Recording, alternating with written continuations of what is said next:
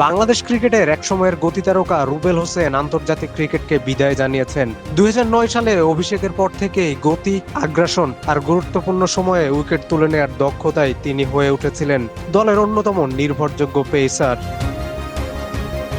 রুবেলের ক্যারিয়ারের সবচেয়ে উজ্জ্বল অধ্যায় ২০১৫ বিশ্বকাপ। ইংল্যান্ডের বিপক্ষে সেই ঐতিহাসিক ম্যাচে ৪ উইকেট নিয়ে বাংলাদেশের জয়ের নায়ক বনে যান তিনি। তার সেই অসাধারণ পারফরম্যান্সের পথ ধরেই প্রথমবারের মতো বিশ্বকাপের কোয়ার্টার ফাইনালে পৌঁছে যায় বাংলাদেশ, যা দেশের ক্রিকেট ইতিহাসে এক স্মরণীয় অর্জন। তবে তার পথ চলা সবসময় সহজ ছিল না। ইনজুরি, ফর্মের ওঠানামা এবং দলে আসা যাওয়ার মধ্য দিয়ে কঠিন সময় পার করতে হয়েছে তাকে। তারপরেও ওয়ানডে, টি-20 ও টেস্ট ক্রিকেট সব ফরম্যাট মিলিয়ে শতাধিক উইকেট শিকার করে নিজেকে প্রতিষ্ঠিত করেছিলেন দেশের অন্যতম পেসার হিসেবে। রুবেলের বিদায় মানে শুধু একজন বোলারের অবসর নয়, এটি একটি প্রজন্মের স্মৃতির সমাপ্তি। তার গতি, লড়াকু মানসিকতা এবং ম্যাচ জেতানো স্পেল দীর্ঘদিন মনে রাখবে দেশের ক্রীড়াপ্রেমীরা।